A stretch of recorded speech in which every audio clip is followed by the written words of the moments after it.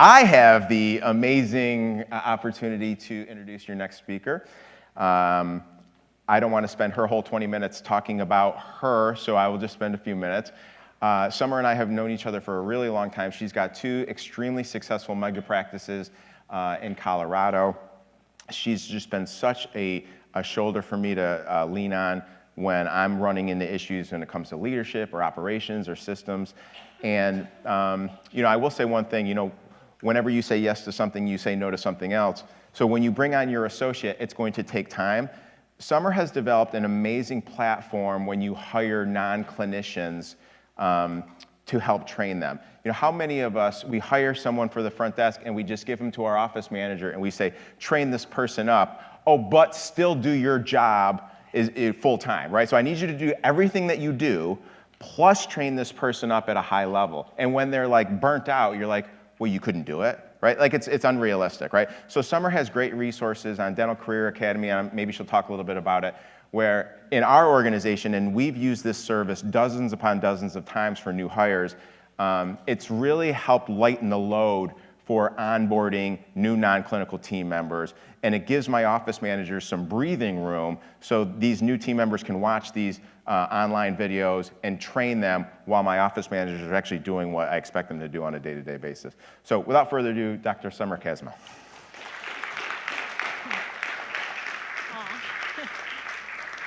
Thank you. Thank you. Oh, that was so nice. Thank you for that. And I am really, truly just so honored to get to be up here. I know the caliber of speakers that have all been here, so I am just genuinely so grateful to be here. I'm excited and slightly nervous to talk about a little bit of a conceptual, esoteric kind of topic. And that's these 6 bold choices that every leader is going to end up making. And I didn't add my bio slide, but quickly, and JT kind of alluded to it, I live up by Vail, Colorado. I've acquired 4 offices that I just merged into 2 bigger locations. And what I found as I was building these locations and adding associates and getting to the point where, thankfully I don't need to do clinical dentistry. What I found is I was never prepared when I graduated from dental school to first actually work on human beings, first and foremost. But then second to that, if I'm really honest, I was not prepared at all with how to lead people, how to lead my patients, and if I'm really honest, I wasn't even really prepared for how to lead my own self. That was the hardest thing, was learning how to lead myself. And what I now know, looking back on the journey to get to where I'm at now after all these years, is along the way, I was given the opportunity to confront these kind of 6 challenging, bold choices that I had to make. And that's what I want to talk about with all of you. No matter where you're at in your journey, we're all going to get to be exposed to these. But first, I love to start with stories to illustrate the point. So we all know Starbucks, right? Of course. Well, in 2008, Starbucks were everywhere. Can't we all agree? There were 16,000 stores worldwide at the time. It was booming, and we all know that. But here's the thing, is it was actually, if you go back and look, it was beginning to drift as well as a company. They found customer experience was slipping, and that the quality was actually becoming pretty inconsistent. And the heart of the brand, which when Starbucks was created, the heart of the brand was always about connection and the craft itself of making incredible espresso. That was also fading. So at the time, Howard Schultz, who's no longer but was then the CEO, he actually ended up making what was considered a really shocking decision, a really bold decision. And that was that he shut down 7,100 stores for 3 hours. And he did that so that he could actually retrain all baristas in how to make the espresso correctly. Once again, if you go back and look at the story, what's kind of interesting is it ended up costing them millions. And Wall Street actually hated it. Critics called it symbolic, a PR stunt. But interestingly enough, Schultz stood really firm on it. And he said that we have to admit we've lost our way and we have to be bold enough to stop everything and fix it. Could you imagine the courage that must have taken in that moment? Because what I can say personally is of course it's just dentistry, right? It's not all these 7,100 stores and millions of dollars, right? But I can tell you that along the way, whatever part you are in your career, as you're looking to grow teams and people and do a lot of the things that, you've heard in some of these rooms, leadership can be easier sometimes when things go smooth and times are good, right? But I can say looking back now, when things start to get hard and when people were watching me, that's when I found it was difficult sometimes to choose integrity. And that's some of the choices that as we grow, as we expand, as we build, and we're growing our teams, we're going to be faced with some of those. And so that's what I want to talk about, those courageous choices that I have found after 20 years of doing it, the courageous choices that get put in front of us. And what's neat is, by the way, as I dig into this, is I was listening to Mark and I was listening to JT. It's funny.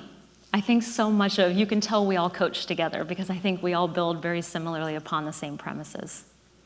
But the first one that I find, and I coach as well quite a bit, is that often one of the hardest things to have the courage to do is to actually be authentically exactly who you are and do what you want to do. Because for many, when I ask them to clear the noise, to clear the podcast, to clear the books, to clear everything, and really just sit and be still and listen for what's going on inside, that's actually one of the scariest things. So sometimes it's the courage to be able to sit, be still, and determine what your own values actually are. Because what I found over the years is emulation of values ended up eroding the trust and power of my team, of the people around me. However, when I actually embodied the values, it was who I was, it would end up increasing the trust and the power of the people around me. And I was presented kind of with this concept a long time ago. And that was, somebody said to me, write down everything that you really value. Write it all down, what you value. And so it's, I'm writing down all the things, everything, pages of what I value. And then he said, okay, which ones are real? And which ones, if you're really honest, are ideal values? I had to admit a lot of what I had written down, they were ideal. And I joke, like one of them was, something about safety, and I don't remember how I mentioned it. But if I'm really honest, I also go 100 on the interstate pretty often. So do I really value being safe all that much? Not really. Anybody who rides with me knows. I do not, obviously. Because what I say I value, but what I really did were two completely different things. And so when I didn't embody those sort of values, people could tell. It's just what came out of me. So confidence, what I found when I have to step into this courage of being authentically me with the values that I hold, is confidence with my team would end up fading, not because I was imperfect, rather I was inconsistent a lot. So that's actually that first courage that you will be often asked to step into. The next courage is the courage to be able to hold standards high, even when it costs you. This one, and I said a little bit about this yesterday as I was speaking, but we've all heard, or maybe you've heard, leaders will polarize by principle. They don't polarize by personality. And I saw that over and over. I would try to have my personality be the thing that would hold things together, but really it was because often I didn't have the ability to hold the standards firm and high in my practices. And leaders who try to people please by focusing on popularity or avoiding tough decisions, I often found they just lose respect, and that's what I found for myself. People might like my personality, but they couldn't respect the principles sometimes that I stood on. People pleasing, I found, it actually ends up, yes, hurting ourselves first and foremost, but ultimately when it comes to a team and building something that matters, and that's what I talked about yesterday, not holding the standards high ends up ultimately impacting everybody around me. And that was the bummer. As I say, when I would choose the people-pleasing, it was really self-preservation, if I'm honest. I was preserving myself to not have to affect other people, but it ultimately always did. I want to continue on that same one with holding the standards high, because it always had to start with me first, and it goes back to, what do I actually value? And do I value it enough myself that I can look myself in the mirror and say, yes, I value it first, and then be able to hold my team to those same standards. And for me, I find that it's not just standards clinically, which is so important in our practices, but they were watching clinically, professionally, spiritually, how I conducted myself, what I did embody. And I can say that when I talk to I talk to clients or I talk to other people, a lot of times I hear things about, I won't find people. If I hold my standards like this, you don't understand Summer. Nobody wants, whatever it may be, to set up trays like that, use checklists, any of those sort of things. And I always feel as if, yes, those people are absolutely out there. There are people who want to set things up like you set them up. They want to align with where you want to align. It just may be they're just not present with you in the practice right now. Maybe they are, and we just haven't held the standards and given them that chance. But maybe it's they're just not around you right now. So being able to assess where I'm at standard-wise and look at the team and see where do I need to raise them is something that's tough, because it can cost, for sure. But when you really do want something, and I think we can all agree to this, when you want something, you'll do it. And we've all heard, when you don't, you'll find that excuse. I've done that. The next courage that I've been faced, and I continue to have to face, is figuring out, and JT alluded to this, defining success for myself. I don't know about you guys, I get surrounded by people, like he attested. I've gotten surrounded by people just like you who are incredible. And I hear what you're doing, and I hear what your practices are doing, and you're doing personally. And it can be sometimes overwhelming, right? That comparison thing. But when I talk to people, and I get the chance, because I love going through people's metrics, I try to remind everybody that metrics is just information. It's not your identity. I tell people it's like a car and a gas tank. Whether it says full or whether it says empty, it's still the same car. It's not a good or bad car. It's just full or empty. That's kind of what metrics are, is they're just giving us information. And I tell people all the time, and I have to remind myself too, is success in my book, it's not what it looks like. I can't actually subscribe what success would look like, but I do know what success actually feels like for me. And that's part of those values, is what does it feel like? And I know for myself, it feels like peace. It feels like joy. It feels like certain things with my family and the people I love having around. That's what success feels like. Like Mark said, it wasn't the 2 cars, or it wasn't, all the things that he attested to. It wasn't what it looked like, but he knew what it felt like. So stop measuring our experiences against what might be an ideal. And I've heard it once said, don't pursue the dreams that aren't necessarily made for you. Because exactly like Mark said, people often end up climbing that ladder of success, getting to the top. And Stephen Covey said it, they get to the top of that ladder, they look around, and they actually don't love the view. I hate when I hear that. I hate when I hear doctors who climb that ladder of success because they did want to emulate somebody around them, only to find out with all that hard work and time away from their family, they didn't actually like that view. And when I talk to doctors, I often find once we dig deep, we didn't lose purpose. We may have just lost a little bit of perspective on what was happening in our practice and maybe where we just started to become a little bit misaligned. Now, the fourth courage, and JT kind of alluded to this one, is if you aren't being asked today, don't worry, you're gonna be asked to have the courage to do this next one probably tomorrow, at least I always do. And that's the courage to admit mistakes and then adjust and learn to move on. Because truly, if we aren't making mistakes, we really aren't trying to do something, of course. But what I find is the best leaders, I've watched, and the people that I look up to the most, they're the ones where they'll make the mistake, but it's the response speed around it. To me, courage is really just humility in action.